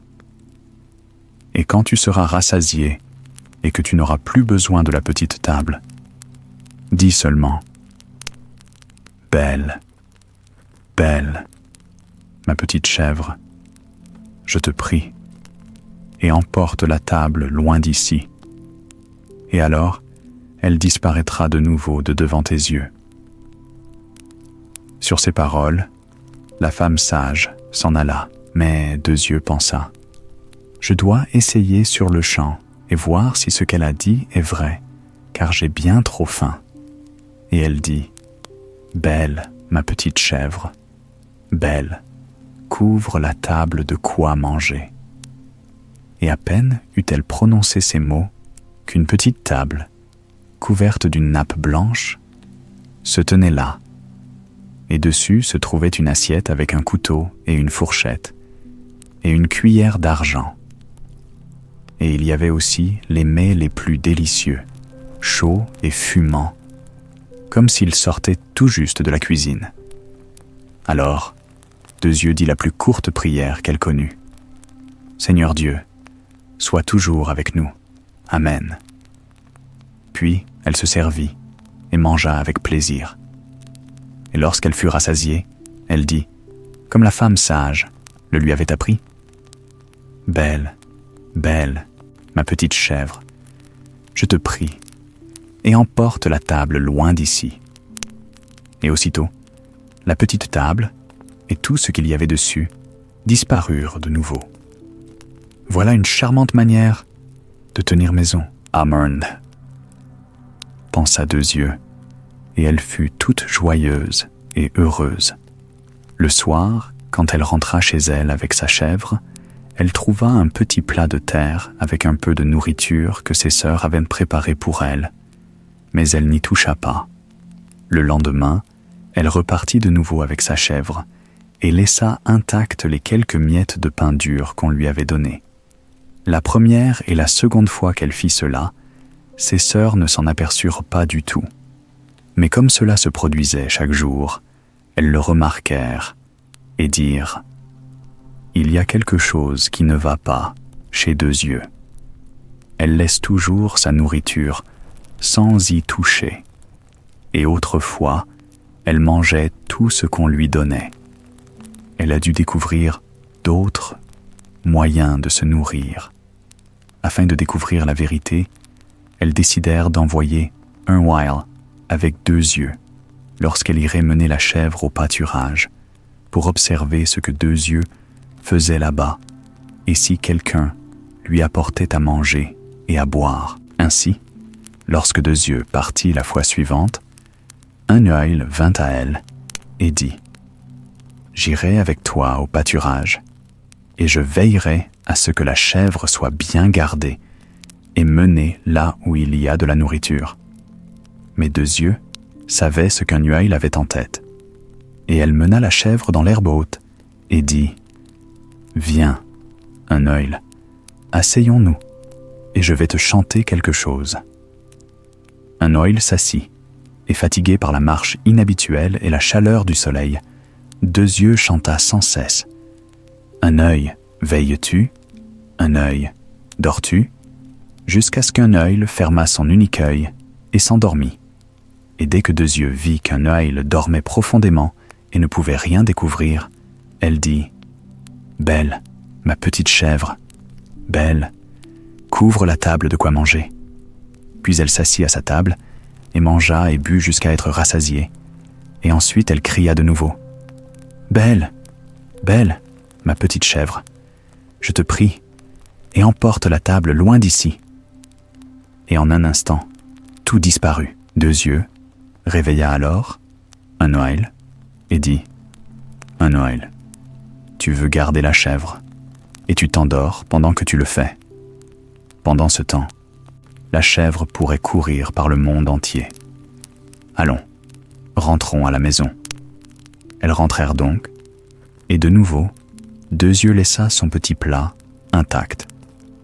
Et un Noël ne put dire à sa mère pourquoi elle ne mangeait pas, et pour s'excuser, dit « Je me suis endormi quand j'étais dehors. » Le lendemain, la mère dit à Trois yeux « Cette fois, tu iras observer si Deux yeux mange quelque chose quand elle est dehors, et si quelqu'un lui apporte à manger et à boire, car elle doit manger et boire en secret. » Trois yeux alla donc avec Deux yeux et dit « J'irai avec toi, et je verrai si la chèvre est bien gardée et menée là où il y a de la nourriture. » Mais Deux yeux savait ce que Trois yeux avait en tête, et elle mena la chèvre dans l'herbe haute et dit « Asseyons-nous, et je vais te chanter quelque chose. » Trois yeux. Trois yeux s'assit, fatigué par la marche et par la chaleur du soleil, et Deux yeux commença la même chanson que précédemment, et chanta « Trois yeux, es-tu éveillé ?» Mais au lieu de chanter « Trois yeux, dors-tu ?» comme elle aurait dû le faire, elle chanta étourdiment « Deux yeux, dors-tu ?» et chanta tout le temps « Trois yeux, es-tu éveillé ? Deux yeux, dors-tu ?» Alors, deux des yeux que Trois yeux possédait se fermèrent et s'endormirent, mais le troisième, puisqu'il n'avait pas été nommé dans la chanson, ne dormit pas. Il est vrai que Trois yeux le ferma, mais seulement par ruse, pour faire semblant qu'il dormait aussi. Pourtant, il clignait et voyait tout parfaitement bien. Et lorsque Deux yeux crut que Trois yeux dormait profondément, elle usa de son petit charme. « Belle, ma petite chèvre, belle, couvre la table de quoi manger. » Et mangea et but tout ce que son cœur désirait, puis ordonna à la table de s'en aller de nouveau.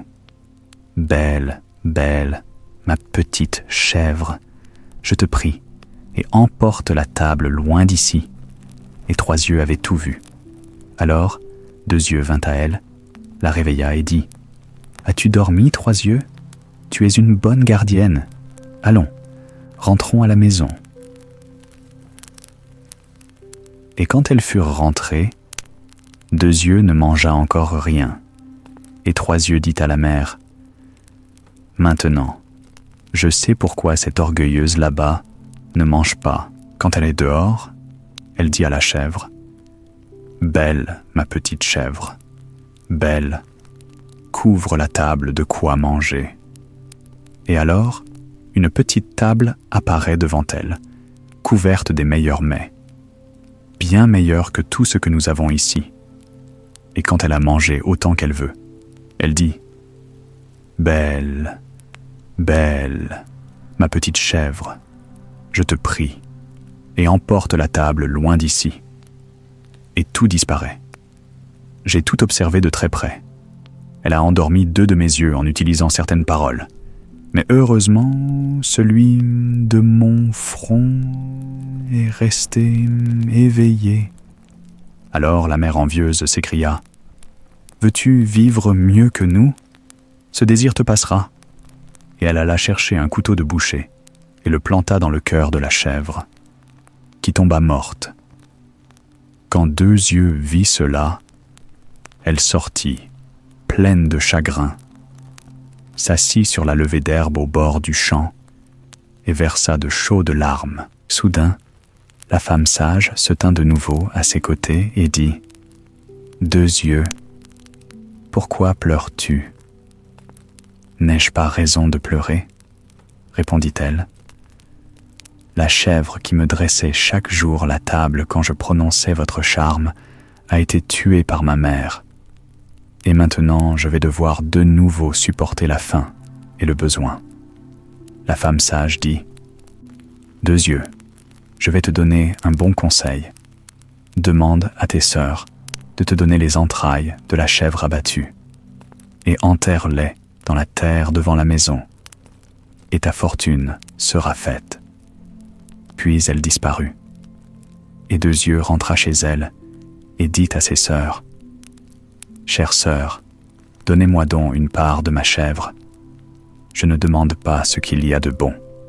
Donnez-moi seulement les entrailles. » Alors elles rirent et dirent, « Si c'est tout ce que tu veux, tu peux les avoir. » Deux Yeux prit donc les entrailles et les enterra discrètement le soir devant la porte de la maison, comme la femme sage le lui avait conseillé. Le lendemain matin, lorsqu'elles se réveillèrent toutes et allèrent à la porte, il se trouvait là un arbre étrangement magnifique, aux feuilles d'argent et portant des fruits d'or, si bien que dans le vaste monde, il n'y avait rien de plus beau ni de plus précieux. Elle savait pas, ne savait pas. Elle savait comment l'arbre avait pu se trouver là pendant la nuit. Mais Deux Yeux vit qu'il avait poussé à partir des entrailles de la chèvre, car il se tenait exactement à l'endroit où elle les avait enterrés. Alors la mère dit à Nahasi une signe.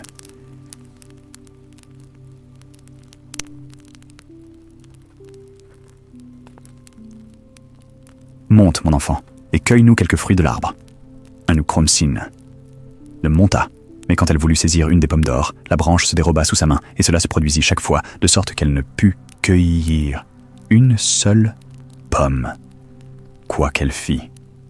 Alors la mère dit, « Trois Yeux, monte donc, toi avec tes trois yeux.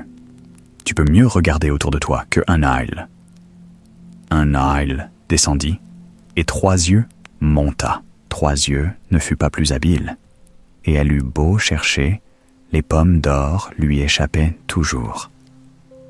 Finalement, la mère s'impatienta et monta elle-même, mais elle ne put pas davantage saisir les fruits qu'un Weil et Trois Yeux, car elle n'attrapait toujours que du vide. Alors, Deux Yeux dit, « Je vais monter à mon tour. Peut-être réussirai-je mieux. » Les sœurs crièrent, « Toi, avec tes deux yeux, que peux-tu donc faire ?» Mais Deux Yeux monta, et les pommes d'or ne se dérobèrent pas devant elle, mais vinrent d'elles-mêmes dans sa main, de sorte qu'elle put les cueillir l'une après l'autre, et redescendit avec tout un tablier plein. La mère les lui enleva, et au lieu de mieux traiter la pauvre Deux Yeux pour cela, elle, Un Huile et Trois Yeux ne furent que plus envieuses, parce que Deux Yeux seuls avaient pu obtenir les fruits, et elles la traitèrent encore plus cruellement. Il arriva qu'un jour, tandis qu'elles se tenaient toutes ensemble près de l'arbre, un jeune chevalier s'approcha. « Vite, Deux Yeux !» crièrent les deux sœurs. « Glisse-toi sous ceci, et ne nous fais pas honte. » Et elles retournèrent en toute hâte un tonneau vide qui se trouvait près de l'arbre, sur la pauvre Deux Yeux, et poussèrent aussi dessous les pommes d'or qu'elle avait cueillies. Quand le chevalier s'approcha davantage, c'était un beau seigneur qui s'arrêta pour admirer le magnifique arbre d'or et d'argent et dit aux deux sœurs, « À qui appartient ce bel arbre ? Quiconque m'en donnerait une branche pourrait, en échange, demander tout ce qu'il désirerait. » Alors, Un Œil et Trois Yeux répondirent que l'arbre leur appartenait et qu'elle lui donnerait une branche. Elles s'y employèrent avec beaucoup d'efforts, mais n'y parvinrent pas, car les branches et les fruits se dérobaient chaque fois devant elles. Alors, le chevalier dit, « Il est bien étrange que l'arbre vous appartienne et que vous ne puissiez pourtant pas en détacher un morceau. » Elles affirmèrent de nouveau que l'arbre était leur propriété. Tandis qu'elles parlaient ainsi, Deux Yeux fit rouler 2 pommes d'or de dessous le tonneau, jusqu'aux pieds du chevalier, car elle était irritée contre Un Oie et les 3 Yeux de ne pas dire la vérité. Lorsque le chevalier vit les pommes, il fut étonné et demanda d'où elles venaient. Un Oie et 3 Yeux répondirent qu'elles avaient encore une sœur, à qui l'on ne permettait pas de se montrer, car elle n'avait que 2 yeux, comme n'importe quelle personne ordinaire. Le chevalier, cependant, désira la voir et cria « 2 Yeux, viens ici !» Alors 2 Yeux, tout réconforté, sortit de dessous le tonneau, et le chevalier fut surpris de sa grande beauté, et dit « Toi, 2 Yeux, tu peux certainement détacher une branche de l'arbre pour moi. » « Oui, répondit 2 Yeux, cela je le pourrai certainement, car l'arbre m'appartient. » Et elle monta, et avec la plus grande facilité, détacha une branche aux belles feuilles d'argent et aux fruits d'or, et la donna au chevalier. Alors le chevalier dit « 2 Yeux, que dois-je te donner en échange ?» « Hélas, répondit 2 Yeux, je souffre de la faim et de la soif, de la peine et du besoin, du matin jusqu'au soir.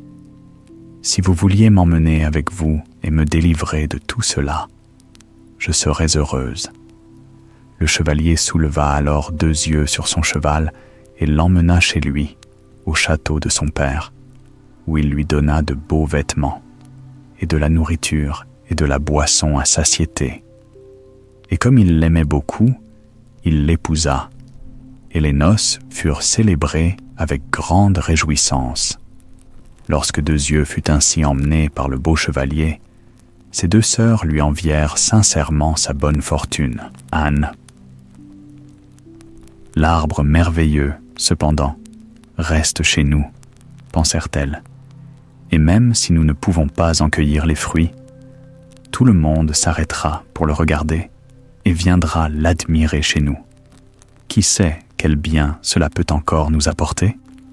Mais le lendemain matin, l'arbre avait disparu, et tous leurs espoirs étaient anéantis. Et lorsque 2 Yeux regarda par la fenêtre de sa petite chambre, à sa grande joie, il se tenait devant elle, et ainsi il l'avait suivie. 2 Yeux vécut longtemps dans le bonheur. Un jour, 2 pauvres femmes vinrent à son château et demandèrent l'aumône.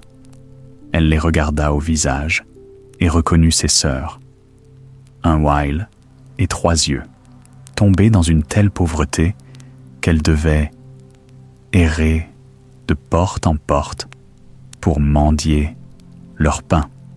2 Yeux, cependant, les accueillit avec bonté, fut bonne pour elles et prit soin d'elles, si bien que toutes 2, de tout leur cœur, se repentirent du mal qu'elles avaient fait à leur sœur dans leur jeunesse.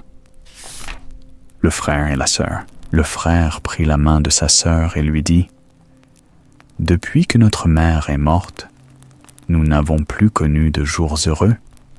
Notre belle-mère nous bat tous les jours, et si nous nous approchons d'elle, elle nous repousse à coups de pied. Nous n'avons rien à manger que de dures croûtes, de pain rassis. Le chien sous la table est mieux traité que nous, car il reçoit, de temps à autre, un bon morceau. Si notre mère savait cela, comme elle nous plaindrait. Viens, partons ensemble dans le vaste monde. » Ils partirent donc et cheminèrent toute la journée à travers champs, prés et chemins pierreux. Et s'il pleuvait, la sœur disait « Le ciel et nous pleurons ensemble. » Le soir, ils arrivèrent dans une grande forêt, et accablés par la faim et la fatigue du long voyage, ils grimpèrent dans un grand arbre et s'endormirent. Le lendemain matin, à leur réveil, le soleil était déjà haut dans le ciel et brillait à travers les feuilles. Alors le frère dit « Sœur, j'ai soif. Si seulement je savais où trouver un ruisseau pour aller boire. » il me semble en entendre un murmurer. Il descendit, prit sa sœur par la main, et ils se mirent à chercher le ruisseau. Mais leur méchante belle-mère était une sorcière. Elle savait bien que les 2 enfants s'étaient enfuis, et elle les avait suivis en cachette, comme seules les sorcières savent le faire, et elle avait jeté un sort sur tous les ruisseaux de la forêt. Lorsqu'ils trouvèrent un petit ruisseau qui coulait doucement sur ses cailloux, le frère voulut y boire, mais la sœur entendit ce qu'il disait en murmurant « Qui boit de moi sera un tigre, qui boit de moi, tigre deviendra. » Alors la sœur s'écria « Je t'en prie, cher frère, ne bois pas, ou tu deviendras une bête sauvage et tu me mettras en pièces. » Le frère s'abstint de boire, bien que sa soif fût grande, et dit qu'il attendrait jusqu'au prochain ruisseau. Quand ils arrivèrent au second ruisseau, la sœur l'entendit dire « Qui boit de moi sera un loup, qui boit de moi, loup deviendra. » Alors la sœur cria « Je t'en prie, cher frère, ne bois pas, ou tu seras changé en loup et tu me dévoreras. » Le frère s'abstint encore et dit « J'attendrai jusqu'au prochain ruisseau, et alors je boirai, quoi que tu dises. Ma soif est trop grande. » Lorsqu'ils arrivèrent au 3e ruisseau, la sœur entendit ce qu'il murmurait. « Qui boit de moi sera un faon. Qui boit de moi, faon deviendra. » Alors la sœur dit « Ô mon frère, je t'en prie, ne bois pas, ou tu seras changé en faon et tu t'enfuiras loin de moi. » Mais il s'était déjà agenouillé au bord du ruisseau, s'était penché et avait bu de l'eau. Et dès que les premières gouttes eurent touché ses lèvres, il fut changé en faon. La sœur pleura sur son pauvre frère perdu, et le faon pleura aussi, et resta tristement près d'elle. Enfin la jeune fille dit « Console-toi, cher faon, je ne t'abandonnerai jamais. » Elle détacha alors sa ceinture d'or et la passa autour du cou du faon, à la cueillir des joncs pour en faire une corde douce qu'elle lui attacha. Puis, elle le conduisit avec elle, et ils s'enfoncèrent, plus avant, dans la forêt. Après avoir marché longtemps, très longtemps, ils arrivèrent enfin à une petite maison. La jeune fille regarda à l'intérieur, et comme elle était vide, elle pensa « Nous pourrions bien vivre ici. » Elle apporta des feuilles et de la mousse pour faire un lit moelleux au faon. Chaque matin, elle sortait cueillir pour elle des racines, des baies et des noix, et pour le faon de l'herbe fraîche qu'il mangeait joyeusement dans sa main, gambadant autour d'elle. Le soir, quand la sœur était fatiguée et avait dit ses prières, elle posait sa tête sur le dos du faon, qui lui servait d'oreiller, et s'endormait doucement. Si seulement le frère avait pu reprendre sa forme humaine, la vie aurait été délicieuse. Ils vécurent ainsi longtemps, seuls dans la solitude. Or il arriva que le roi de ce pays organisa une grande chasse dans la forêt. Le son des cors, les aboiements des chiens et les cris joyeux des chasseurs retentirent dans les bois, et le faon les entendit et brûla du désir de les rejoindre. « Oh !» dit-il à sa sœur, « laisse-moi aller à la chasse, je ne peux plus rester en arrière. » Et il la supplia si longtemps qu'elle finit par consentir. « Oh, mais prends garde, » lui dit-elle. « Reviens me retrouver le soir. Je dois fermer ma porte contre les chasseurs sauvages. Afin que je te reconnaisse, tu devras frapper et dire « Petite sœur, laisse-moi entrer. » Et si je n'entends pas ces mots, je n'ouvrirai pas. Le faon bondit dehors, heureux et léger dans l'air libre. Le roi et ses chasseurs virent le bel animal et se mirent aussitôt à le poursuivre. Mais ils ne purent jamais l'atteindre, car lorsqu'ils croyaient l'avoir à coup sûr, il s'élançait par-dessus les buissons et disparaissait. Dès que la nuit tomba, il retourna à la petite maison, frappa à la porte et dit « Petite sœur, laisse-moi entrer. » La porte s'ouvrit. Il entra et se reposa toute la nuit sur son lit moelleux. Le lendemain matin, la chasse recommença. Et lorsque le Pharaon entendit les cors et les cris des chasseurs, il ne put plus tenir en place et dit « Petite sœur, laisse-moi sortir, je dois y aller. » La sœur ouvrit la porte et dit « Souviens-toi, tu dois revenir ce soir et dire les mêmes paroles. » Quand le roi et ses chasseurs virent de nouveau le Pharaon au collier d'or, ils le poursuivirent de près, mais il était trop agile et trop rapide pour eux. Cela dura toute la journée, et enfin, les chasseurs l'encerclèrent. L'un d'eux le blessa légèrement au pied, de sorte qu'il dut boiter et aller plus lentement.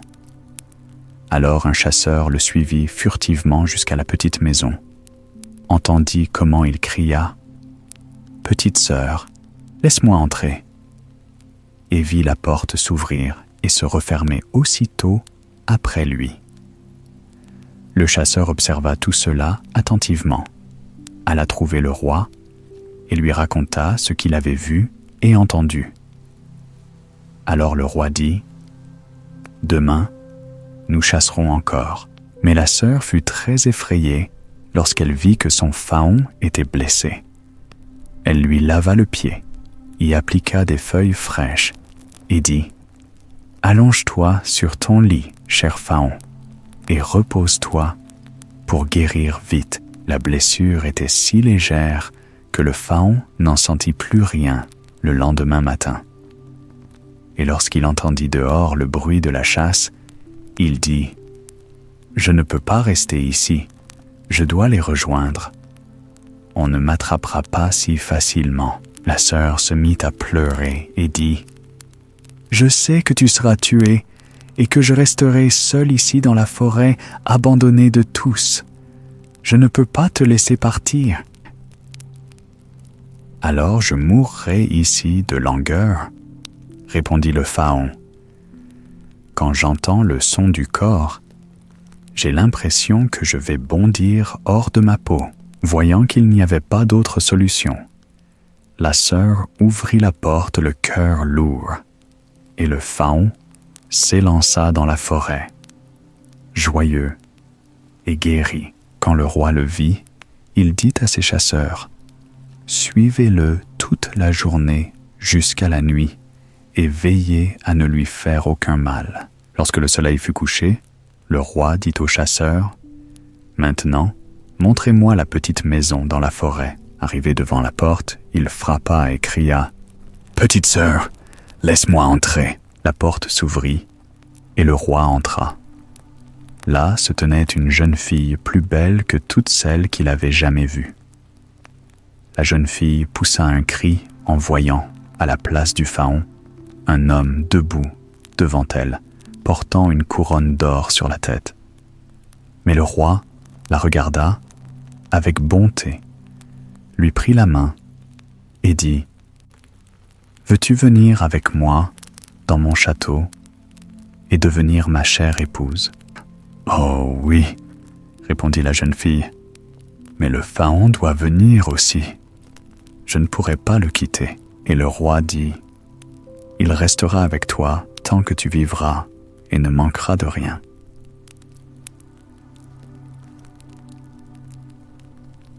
Alors le Pharaon entra en bondissant, et la sœur lui attacha la corde de jonc et le conduisit de sa propre main hors de la petite maison.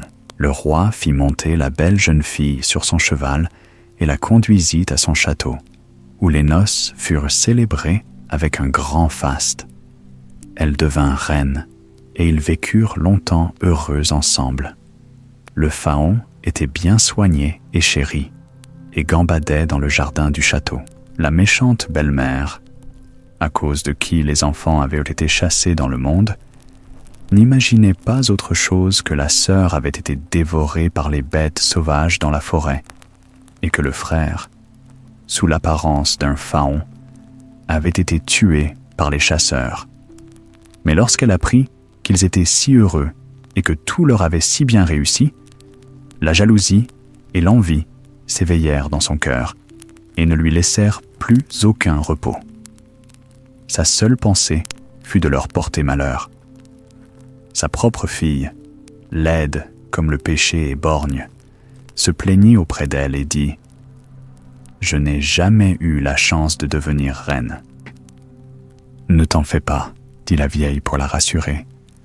Quand le moment viendra, je serai là. Quelque temps après, la reine mit au monde un beau petit garçon.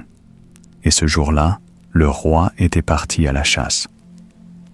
La vieille sorcière prit l'apparence de la servante de la chambre, entra dans la pièce où la reine était couchée et lui dit « Viens, le bain est prêt. Il te donnera du soulagement et de nouvelles forces.